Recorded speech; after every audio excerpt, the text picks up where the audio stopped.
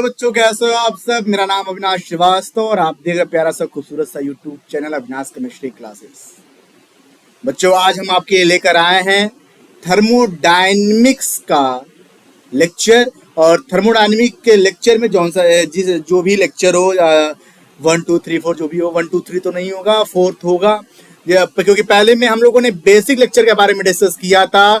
उसके बाद हमने समझा था कि जीरोथ लॉ क्या होता है। फिर उसके बाद हम लोगों ने समझा कि थर्मोडायनेमिक का फर्स्ट लॉ क्या होता है। और आज हम चर्चा करेंगे आपसे सेकंड लॉ ऑफ थर्मोडायनेमिक्स को लेके। और आपको बता दूं, सेकंड लॉ ऑफ थर्मोडायनेमिक्स को समझने के पहले आप लोग अगर अभी तक लेक्चर आप लोगों ने नहीं देखा है तो मैं आपसे रिक्वेस्ट करता हूं कि आप जाकर लेक्चर नंबर 1 2 3 देखिए। क्योंकि केमिस्ट्री, देखिए साइंस या केमिस्ट्री पढ़ रहे हो ना, रसायन विज्ञान, ये देखो जितना भी पढ़ोगे ना सब एक दूसरे से रिलेटेड होगा। जब तक बेसिक चीज नहीं जानो तब तक आगे समझ में नहीं आने वाला। इसलिए पहले बेसिक जानो। बेसिक मैंने बताया था कि बेसिक मैंने वो सब चीजें बता दी कि सिस्टम क्या होता है, सराउंडिंग क्या होता है, यूनिवर्स क्या होता है, हीट क्या होता है, वर्क क्या होता है, work done on the system होता है कि work done by the system होता है, इंटरनल एनर्जी क्या होता है, ये सब मैंने बेसिक में बताया। फिर उसके बाद मैंने जीरोथ लॉ में बताया कि मैंने ये भी बताया था जीरोथ लॉ जो होता है वो मुख्यतः टेम्परेचर को डिफाइन करता है। वो फर्स्ट लॉ क्या होता है, मैंने फर्स्ट लॉ के बारे में बताया था कि energy not created not destroyed only when transferred to one form to another form. ठीक उसी प्रकार जैसे आत्मा को नष्ट नहीं किया जा सकता, वो एक एनर्जी है, वो एक रूप से दूसरे रूप में परिवर्तित किया जा सकता है। ठीक उसी प्रकार थर्मोडायनेमिक का फर्स्ट लॉ मैंने बताया था। तो आज मैं स्टार्ट करने जा रहा हूं सेकंड लॉ ऑफ थर्मोडायनेमिक्स को लेके। ठीक है, तो आज हम पढ़ेंगे सेकंड लॉ ऑफ थर्मोडायनेमिक्स। ये लॉ बताता है कि कौन सा प्रोसेस स्पॉन्टेनियसली होंगे और उनकी दिशा क्या होगी। यानी कि स्पॉन्टेनिटी और एंट्रोपी के बारे में हम आपसे चर्चा करेंगे। आप स्क्रीन पे देख सकते हो, यानी कि स्पॉन्टेनिटी और एंट्रोपी है क्या। आपको बता दें कि स्पॉन्टेनियस प्रोसेस वही है जो अपने आप हो जाए। इसमें मैंने आपको बताया था रिवर्सेबल और इरिवर्सिबल के बारे में। तो मैंने आपसे बताया था एक टर्म कि इरिवर्सिबल प्रोसेस जो होता है वो स्पॉन्टेनियस होता है, यूनिडायरेक्शनल होता है। यानी स्पॉन्टेनियस का मतलब होता है तेजी से और यूनि का मतलब होता है एक, डायरेक्शन मतलब दिशा, यानी कि तेजी से एक ही दिशा में होने वाला जो रिएक्शन होता है उसे इरिवर्सिबल प्रोसेस कहा जाता है। यानी कि वो केवल फॉरवर्ड ही रिएक्शन होगा, बैकवर्ड नहीं होगा। जबकि रिवर्सिबल प्रोसेस में बैकवर्ड और फॉरवर्ड दोनों रिएक्शन होते हैं। वो स्पॉन्टेनियस और यूनिडायरेक्शनल नहीं होते हैं, वो बोथ डायरेक्शनल होते हैं, फॉरवर्ड भी होते हैं और बैकवर्ड भी होते हैं। तो आपको क्या समझ में आया, स्पॉन्टेनियस प्रोसेस वही है जो अपने आप हो जाए। जैसे गर्म चीज से ठंडी चीज में हीट का जाना से क्या होता है कि कोई भी चीज होती है हॉट से कोल्ड की तरफ वो क्या फ्लो करे, हीट जो होता है वो फ्लो करे। इसको समझाने के लिए एंट्रोपी की कॉन्सेप्ट लाते हैं। एंट्रोपी का मतलब होता है रेंडमनेस या डिसऑर्डर। बात समझना, एंट्रोपी का मतलब क्या होता है, रेंडमनेस या डिसऑर्डर। और सेकंड लॉ कहलाता है कि आइसोलेटेड सिस्टम की एंट्रोपी हमेशा बढ़ती है या कांस्टेंट रहती है। क्या मैंने कहा, मैंने आपसे यही बात समझाया। आप देखो, आपकी स्क्रीन पे लिख रहा होगा कि spontaneous process occur without external aid, entropy measure और डिसऑर्डर और randomness. Second law, entropy of an isolated system always increases या फिर कांस्टेंट। अगर हम देख सकते हैं, आप इक्वेशन लिखा है delta S is greater than equal to 0, या तो हमेशा बढ़ेगा या तो बराबर या कांस्टेंट होगा। आप इस फार्मूला को याद करना। एंट्रोपी जो होता है वो होता है delta S is greater than equal to 0। ठीक है, आप यहाँ पे एक्सपेरिमेंट मैंने जो बताया कि ये स्पॉन्टेनियस होता है, जैसे हॉट से कोल्ड की तरफ ये हीट का फ्लो करना, ये स्पॉन्टेनिटी के बारे में बता रहा है। और स्पॉन्टेनिटी एंट्रोपी के बारे में बताता है। और एंट्रोपी बताता है बच्चों कि रेंडमनेस है या डिसऑर्डर है। यानी कि वो ये भी बता रहा है कि सेकंड लॉ ऑफ थर्मोडायनेमिक, पहले आप ये समझ लो बेटा कि फर्स्ट लॉ ये बताया कि एनर्जी को ना तो उत्पन्न कर सकते हैं और ना ही नष्ट कर सकते हैं। एक माइंड मेकअप कर लो कि सेकंड लॉ ये बता रहा है कि आप जितना हीट दोगे आप अगर किसी चीज को जितना भी हीट दोगे वो वर्क में उतना टोटली 100% कन्वर्ट नहीं होगा। यही सेकंड लॉ ऑफ थर्मोडायनेमिक बताता है। जैसे अगर आप किसी की गाड़ी खरीदने जा रहे हो, कहता है बाइक खरीदने जा रहे हो, कहता है वो बताता है कि ये 70 का माइलेज दे रहा है, तो बेटा बताता है आपको 70 का नहीं देगा, वो 69 यानी 69 का देगा, 68 का देगा, लेकिन कभी भी वो 70 का यानी कि 70 का वो एवरेज नहीं दे सकता है। वही सेकंड लॉ ऑफ थर्मोडायनेमिक बताता है कि हम किसी भी सिस्टम को जितना भी हीट देंगे वो टोटली वर्क में कन्वर्ट नहीं होगा। उसको हम समझेंगे कैरनॉट साइकिल के थ्रू। और कैरनॉट बाबा ने क्या बताया था, कैरनॉट साइकिल ने क्या बताया था, उसके बारे में आपसे डिस्कस करेंगे आगे। लेकिन उसके पहले हम जो पढ़ रहे हैं स्पॉन्टेनिटी और एंट्रोपी के बारे में, तो अब हम आपसे चर्चा करेंगे कि एंट्रोपी की चेंजिंग का प्रोसेस क्या है। यानी कि हम कह सकते हैं एंट्रोपी चेंज इन प्रोसेस, यानी कि प्रोसेस के बारे में बात करेंगे आपसे। आप यहाँ देख सकते हो, आपको मैंने एक एक चीज को डिफाइन किया हुआ है। आप यहाँ देख सकते हो, अगर प्रोसेस रिवर्सेबल है तो एंट्रोपी चेंज होगा, तो कैलकुलेट कर सकते हो। आप देख सकते हो, आपकी स्क्रीन पे लिखा हुआ है कि entropy change in reversible process, the total change in the entropy. आपको मैं यहाँ पे दिखा दे रहा हूं। मैंने कहा कि इन reversible process the total change in the entropy of the universe. Universe का मतलब क्या होता है बेटा? यूनिवर्स का मैंने आपको बेसिक लेक्चर में बताया था, इसलिए मैं कह रहा हूं कि बेसिक का लेक्चर पढ़ लो। लेक्चर नंबर 1 थर्मोडायनेमिक का पढ़ ही डालो।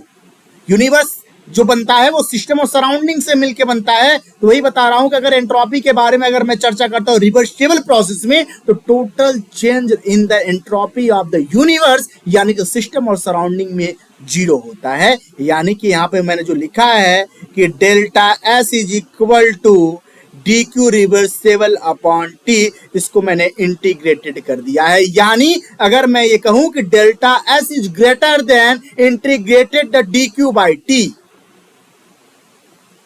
क्योंकि मैंने आपसे बताया कि जो एंट्रोपी होता है बेटा, वो एंट्रोपी या तो कांस्टेंट होगा या तो बढ़ता रहेगा, घटेगा नहीं। इसलिए मैंने एक इक्वेशन बताया था कि delta is greater than equal to 0, यहां पे देख सकते हो। लेकिन अगर प्रोसेस इररिवर्सिबल हो तो भैया क्या होगा?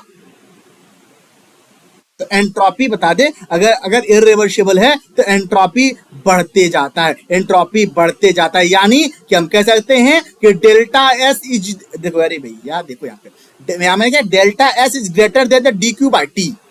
अगर इररिवर्सिबल प्रोसेस रहा तो, अगर रिवर्सिबल रहा तो वो 0 के बराबर होगा। यानी कि मैंने जो कहा था delta is greater than equal to 0, या तो एंट्रोपी बढ़ सकता है या तो एंट्रोपी कांस्टेंट रह सकता है।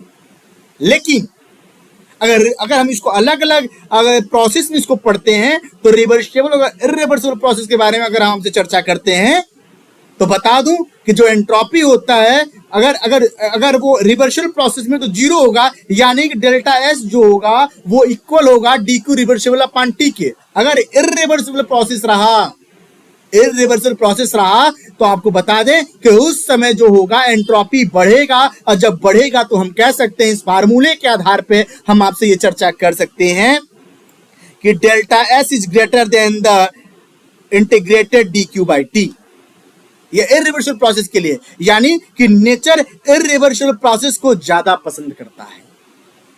जो प्रकृति है वो इररिवर्सिबल प्रोसेस को ज्यादा पसंद करता है। आप देख सकते हो कि मैंने ये जो साइकिल बनाया है इररिवर्सिबल साइकिल है, क्योंकि टेम्परेचर दे रहे हो तो टेम्परेचर को मैंने T1 T2 T3 T4 यानी कि चारों अवस्थाओं में T1 T2 T3 T4 है क्या, इसको मैं समझाऊंगा कैरनॉट साइकिल के थ्रू। ये है क्या? आइसोथर्मल कंडीशन का मतलब क्या होता है कि temperature always will be constant.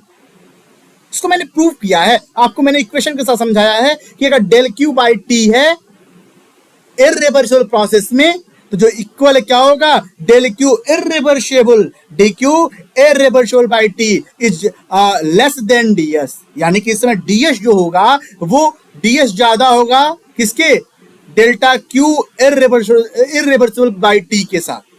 ये मैंने प्रूफ किया है, और मैंने आपको ये प्रूफ करके बता दिया है कि अगर डेल्टा एस होगा तो इक्वल टू 0 होगा और इररिवर्सिबल होगा तो ग्रेटर देन 0 होगा।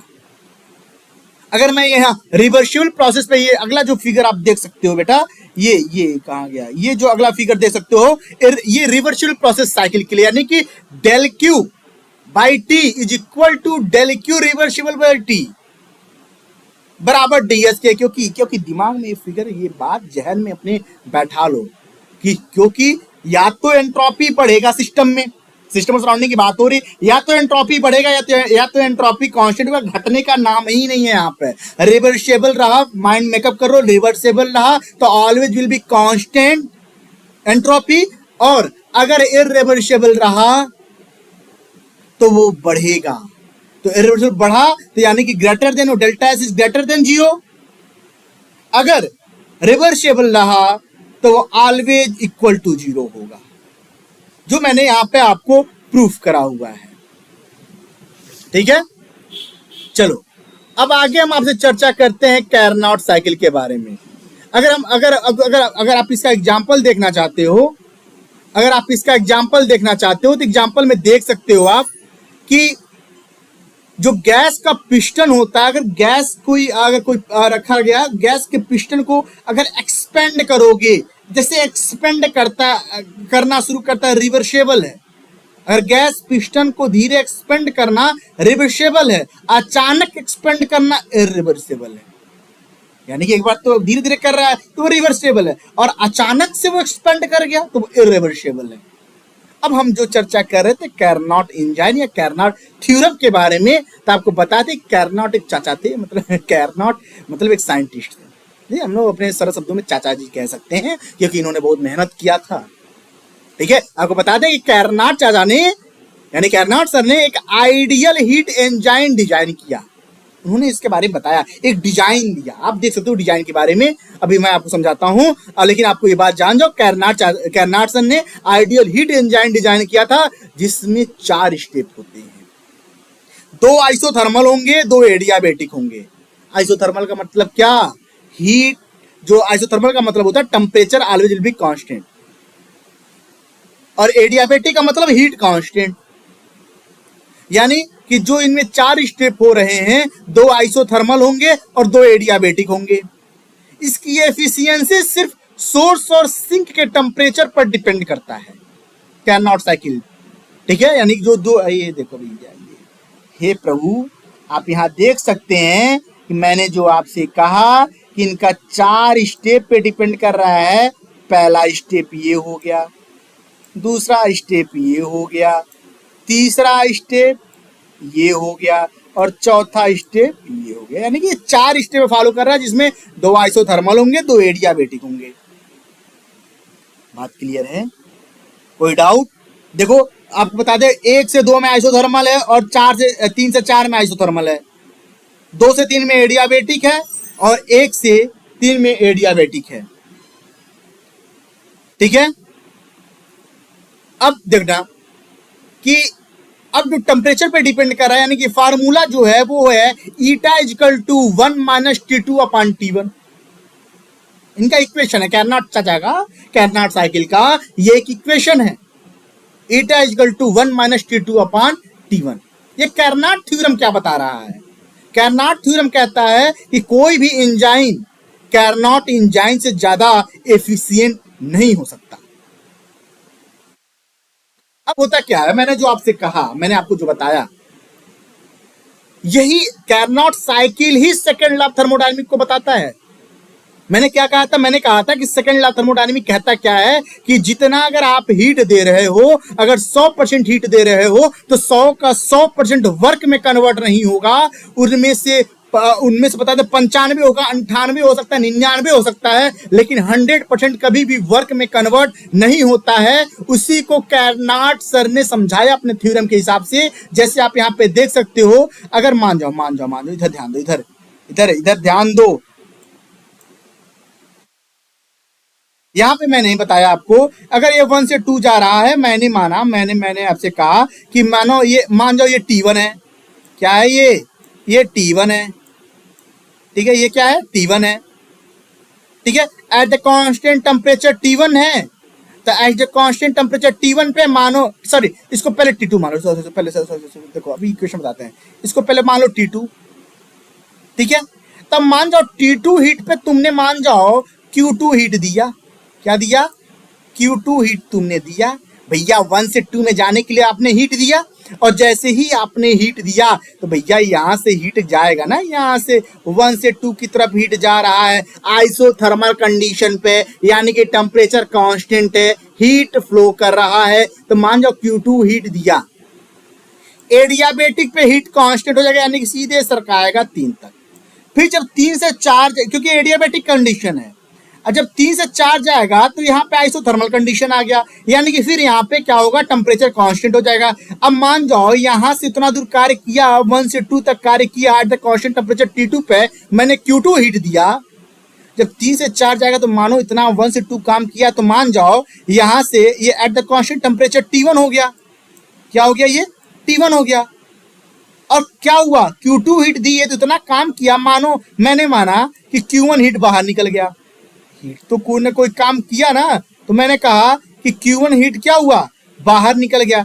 अब बताओ, अब फिर क्या होता है, जब 4 से फिर 1 की तरफ जाता है, यानी कि 14 से पहले तो वो एडियाबेटिक कंडीशन है, यानी कि वहां पे हीट कांस्टेंट है, वहां पे तो कोई हीट का लिबरेशन होगा नहीं, जो हुआ वो 1 से 2 में हुआ, यानी कि Q1 हीट दिया। अब तुम सोचो कि जो तुमने क्या Q2 हीट जो दिया 1 से 2, 2 से 3, 3 से 4, 4 से 1 में जाने के लिए जो एक साइकिल का निर्माण हुआ, तो क्या जो तुमने Q2 हीट दिया Q1 पे, Q2 हीट जो हीट दिया पहले कंडीशन पे, तो क्या तुमको फिर वो साइकिल में तुमको फिर Q2 हीट मिला, नहीं, क्यों, क्योंकि Q1 हीट लिबरेट हो गया, निकल गया, यानी कि Q2 minus Q1 upon T2 minus T1, यानी Q2 हीट तो दिया लेकिन हमें Q2 हीट मिला नहीं, जितना हीट मैंने दिया उतना हीट मिला नहीं, क्योंकि Q1 हीट रिलीज हो गया at the constant temperature T1 पे। तो आप तो ये नहीं कह सकते हो ना कि जितना मैंने हीट दिया उतना हीट पा गया। यही कैरनॉट साइकिल, यही कैरनॉट साहब ने बताया कि जितना हीट तुम दोगे वो टोटली वर्क में कन्वर्ट नहीं होगा, यानी कि तुम Q2 हीट दे रहे हो at the constant temperature T2 पे, तो कभी वो Q2 को एट द कांस्टेंट T2 पे वो कभी भी उसका रिजल्ट प्राप्त ही नहीं होगा, यानी कुछ न कुछ कार्य कर रहा है। जब कार्य कर रहा है तो एनर्जी लॉस होगी, जब एनर्जी लॉस होगी तो हमको कभी भी Q2 से Q2 की प्राप्ति नहीं होगी, Q2 से Q1 की प्राप्ति होगी। मैंने माना कि Q1 हीट लिबरेट हुआ, Q1 हीट बाहर निकला, तो इसलिए हम लिखते हैं कि eta equal to Q2 minus Q1 upon T2 minus T1, और साइन कन्वर्जन करते हैं, साइन उधर करते हैं तो होता है Q2 अपॉन T2 बराबर Q1 अपॉन T1। यही तो कैरनॉट साहब ने बताया था। आप यहाँ देखो, ध्यान से देखो, मैंने क्या बताया कि eta equal to useful work heat taken from source, यानी कि जो मैंने वर्क किया वो, और वो जो हीट जो मैंने दिया, जो मैंने उस सोर्स को दिया, तो देखो मैंने क्या दिया आपको, देखो कितना प्यारा देखो इक्वेशन है कि ईटा इक्वल टू मैंने क्या कहा Q1 माइनस Q2, यानी कि Q1 माइनस Q2 दिया अपन Q1, यानी कि मैंने Q1 हीट दिया और मैंने ये सोचा कि हमें Q1 ही प्राप्त हो, तो Q1 प्राप्त नहीं होता, हमें चाहत होती Q1 की, यानी कि हीट टेकन फ्रॉम सोर्स, जो हमने सोर्स से हीट को प्राप्त किया था Q1 वो नहीं मिलता है, यानी Q1 माइनस Q2 ये वर्क करता है, यानी कि बराबर क्या होगा, वर्क अपॉन Q1, यानी हीट का पहला। तो पुटिंग वैल्यू फ्रॉम इक्वेशन, यानी कि जितना भी हमने आपको समझाया उस डाटा को हम पुट करते हैं, तो eta equal to mu R T1 minus T2, यानी कि एट द कांस्टेंट टेम्परेचर पे हो रहा है, T1 पे हो रहा है, T2 यानी कि T1 से T2 घटाएंगे, लॉग लेंगे V2 अपॉन V1 से, फिर इसका डाटा को हम पुट कर दिए कि mu R T1 log V2 upon V1। इसको या दूसरे शब्दों में क्या कह सकते हो, कह सकते हो कि eta equal to T1 minus T2 upon T1। आप इतना डाटा को नहीं पुट कर सकते, तो बस इतना याद रखो कि एट द कांस्टेंट टेम्परेचर, यानी कि आइसोथर्मल कंडीशन में तुम टेम्परेचर कांस्टेंट कर रहे हो, यानी कि T1 और T2 की बात कर रहे हो, तो जब उसकी चेंजिंग के बारे में निकालो तो T1 से T2 को घटाओगे, और T1 हीट तुम्हारा सोर्स है। या दूसरे शब्दों में कह सकते हो जो फार्मूला जो कैरनॉट इंजाइन के बारे में मैंने बताया था कि eta equal to 1 minus T1 upon T2 या T2 अपॉन T1, या दूसरे शब्दों में यह कह सकते हैं कैरनॉट साइकिल इंजाइन के बारे में कि eta equal to 1 minus T2 upon T1। यानी कि अगर इसके परसेंटेज एफिशिएंसी के बारे में अगर आप चर्चा करोगे बेटा, तो आपको बता दे कि eta is equal to 1 minus T2 upon T1, और आपको पता है कि परसेंटेज निकालने के लिए 100 से मल्टीप्लाई कर देंगे, तो यहाँ पे अगर परसेंटेज एफिशिएंसी निकालोगे तो 1 minus T2 upon T1 into 100 कर देंगे तो आप उसका परसेंटेज एफिशिएंसी आराम से निकल जाएगा। बात क्लियर है? कैरनॉट साइकिल ने क्या पता समझ में आया? उसने यही बताया कि अगर हम Q1 हीट दे रहे हैं, या मैंने Q2 पहले बोला था, आपको इक्वेशन में Q1 दिया हुआ है, तो मैंने ये कहा अगर Q1 हीट दिया है at the constant temperature T1 पे, तो भैया वो Q1 का Q1 हीट नहीं मिलेगा, टोटली वर्क नहीं करेगा, कुछ ना कुछ एनर्जी लिबरेट होगी, और जितना लिबरेट होगी और जितना हमने दिया उसमें से माइनस कर देंगे, आपकी डाटा निकल के आ जाएगा। यही कैरनॉट साहब ने सेकेंड लॉ ऑफ थर्मोडायनेमिक्स के बारे में बताया था। ठीक है, ये क्या था? कैरनॉट एंजाइन एंड कैरनॉट थ्योरम के बारे में। अब मैं अगला चर्चा करता हूं आपसे efficiency of heat engine and refrigerator के बारे में। आपसे आपको बता दें बेटा कि हीट एंजाइन की जो एफिशिएंसी होती है वो होता है eta is equal to W upon Q1 is equal to 1 minus Q2 upon Q1। अब कहोगे भैया कि 1 माइनस Q2 अपन Q1 कहाँ हुआ? अरे भैया कैरनॉट साइकिल निकाले थे ना, और जब कैरनॉट साइकिल निकाले थे तो उसमें क्या बता था? 1 माइनस Q2 अपन T1, यानी कि हीट के बारे में बात करा Q2 अपन Q1। तो हीट एंजाइन एफिशिएंसी जो निकाले तो उसका क्या हुआ? Eta equal to W upon Q1 is equal to 1 minus Q2 upon Q1। और अगर रेफ्रिजरेटर के लिए हम COP यानी कि कोफिशिएंट ऑफ परफॉर्मेंस निकालेंगे, COP का मतलब कोप मत समझना, कहने का मतलब है कि कोफिशिएंट ऑफ परफॉर्मेंस को जब निकालते हैं हम तो क्या निकल के आता है? रेफ्रिजरेटर क्या निकल के आता है? Q2 upon W, Q2 upon W आता है। आप यह फिगर में देख सकते हो, यह फिगर में देख सकते हो कैसा फिगर दिखा है। ऊपर मैंने क्या लिखा है? मैंने लिखा है सोर्स, जो एटमॉस्फेयर से जो सोर्स की प्राप्ति हो रही है। यहाँ देखो रे बच्चों, यहाँ देखो, यहाँ क्या सोर्स एटमॉस्फेयर पे है। ठीक है, नीचे मैंने कहा सिंक ऑफ कंटेंट्स है जो रेफ्रिजरेटर है, तो रेफ्रिजरेटर का मैंने बताया Q2 अपॉन W हो गया। ठीक है, अब बीच में मैंने लगाया हीट एंजाइन। ये जो देख रहे हो ये क्या है? ये हीट एंजाइन, ये पूरा हीट एंजाइन सर्कल। यहाँ पे मैंने कुछ वर्क करा रहा हूँ, यानी Q1 दे रहा हूँ और नीचे Q2 है, ऊपर Q1 है, यानी कि नीचे जो सिंक से जो हीट जा रहा है वो Q2 है, और जो हीट एंजाइन से जो एनर्जी लिबरेट हो रही है सोर्स एटमॉस्फेयर में जा रही है वो Q1 है। यानी कि हीट एंजाइन में एम होता है, वो एम क्या होता है? ज्यादा से ज्यादा वर्क को निकालना, ज्यादा से ज्यादा वर्क को निकालना होता है। यानी अगर रेफ्रिजरेटर में, और ये तो हीट एंजाइन का होता है, यानी कि मुख्य उद्देश्य क्या होता है हीट का? हीट एंजाइन का मुख्य उद्देश्य जो होता है बेटा वो होता है वर्क को निकालना, और रेफ्रिजरेटर जो इसमें यूज हो रहा है उसका मुख्य उद्देश्य यही होता है, मेन एम ही यही होता है कि वर्क को इनपुट देकर ज्यादा से ज्यादा कूलिंग को पाना होता है, ज्यादा से ज्यादा कूलिंग को पाना होता है। ये एफिशिएंसी ऑफ हीट एंजाइन और रेफ्रिजरेटर है। समझ में आया? मैंने कैरनॉट थ्योरम, कैरनॉट साइकिल क्या बताया, और मैंने एफिशिएंसी ऑफ हीट एंजाइन और रेफ्रिजरेटर के बारे में बताया क्या होता है मैंने बताया। और इसी डाटा को रख के आपको क्वेश्चन पूछता है भैया। कैसे क्वेश्चन पूछेगा? जब ये चैप्टर समाप्त हो जाएगा मैं आपसे एक एक टॉपिक का कम से कम 2-3 वीडियो में आपको लेक्चर में आपको क्वेश्चन को सॉल्व कराऊंगा। याद रखना क्या कि मैंने जो कहा था एफिशिएंसी ऑफ एंजाइन का जो कार्य होता है उसका मुख्य उद्देश्य ही होता है वर्क को निकालना, और रेफ्रिजरेटर का काम होता है वर्क को इनपुट देकर ज्यादा से ज्यादा कूलिंग बनाना। अब हम बात करते हैं आपसे क्या है, हम बात करते हैं क्लूसियस एंड कैल्विन प्लैंक्स स्टेटमेंट्स के बारे में।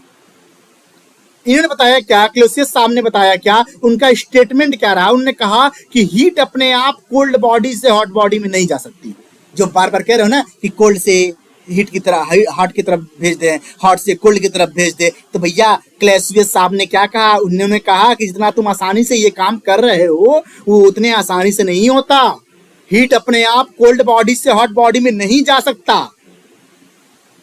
और दूसरी तरफ कैल्विन प्लैंक्स स्टेटमेंट क्या था? कैल्विन प्लैंक साहब ने कहा क्या? उन्होंने कहा कि कोई भी एंजाइम जो एब्जॉर्ब्ड हीट को 100% वर्क में नहीं बदल सकता। यही सेकंड लॉ ऑफ थर्मोडायनामिक्स बतला रहा है कि कभी भी कोई भी इंजन जो होगा बेटा वो टोटली 100% वर्क में कभी भी कन्वर्ट नहीं कर सकता। इसको कैल्विन प्लैंक स्टेटमेंट के नाम से भी जाना जाता है। इस पॉइंट को नोट करो। इसलिए परपेचुअल मोशन मशीन के सेकंड काइंड बनाना इम्पॉसिबल है। मैंने कहा परपेचुअल मोशन जो होता है उस मशीन को सेकंड का काइंड बनाना, मशीन ऑफ सेकंड काइंड बनाना ये इम्पॉसिबल है, क्योंकि उन्होंने केल्विन साहब ने ये बात कह दिया। उन्होंने साफ और सरल शब्दों में यही बात कहा कि कोई भी एंजाइम का एब्जॉर्ब्ड हीट जो होगा वो 100% वर्क में कभी भी कन्वर्ट हो ही नहीं सकता, ये केल्विन साहब ने कहा। और कैलुसियस साहब ने ये कहा कि जितने तुम आसानी से हॉट से कोल्ड की तरफ तुम हीट को फ्लो कर रहे हो वो उतने आसानी से कभी हो ही नहीं सकता, इम्पॉसिबल है। तो ये सेकंड लॉ ऑफ थर्मोडायनेमिक रहा। ये आज के लेक्चर का सेकंड लॉ ऑफ थर्मोडायनेमिक, ये मेन इंपॉर्टेंट है। और मैंने उसमें क्या क्या कार्नोट साइकिल से तुमने कैसी इक्वेशन को लाया, रिवर्सिबल प्रोसेस, मैंने कहा कि एंट्रोपी जो होता है एट द कांस्टेंट टेम्परेचर पे वो मैंने कहा जीरो रहा, यानी कि इक्वल रहा, जीरो के इक्वल रहा। और मैंने कहा कि जैसे रिवर्सिबल प्रोसेस हुआ तो वैसे वैसे वैसे हीट क्या कहा बढ़ता गया, एंट्रोपी बढ़ता गया। और इस कंडीशन में मैंने आपसे कहा कि delta S is greater then the zero.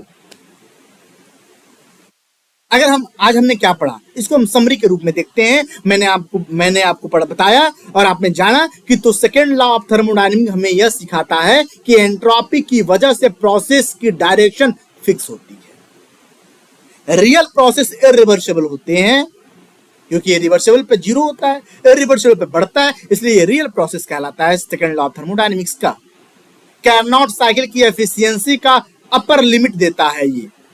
और फिर मैंने ये जाना कि 100% एफिशिएंट मशीन बनाना नेचर के लॉ के अगेंस्ट है, यानी कि 100% एफिशिएंट मशीन कभी बन ही नहीं सकता। ये प्रकृति के नियम के विरुद्ध है। ये था सेकंड लॉ ऑफ थर्मोडायनेमिक्स के बारे में। अब अगला हम लोग नेक्स्ट टॉपिक पे चर्चा करेंगे आपसे। तब तक के लिए